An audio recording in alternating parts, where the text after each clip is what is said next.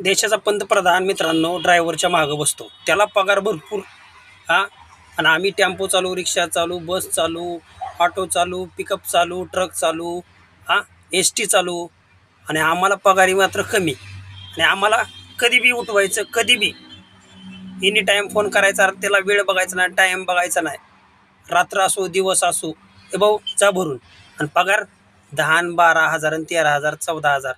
आणि किती तुमच्यापाशी 2 वर्ष काम करू द्या, 10 वर्ष काम करू द्या, तुम्ही एकही रुपया वाढवून देणार नाही ना. कधी दिवाळीला ड्रायव्हरला बोनस देणार नाही.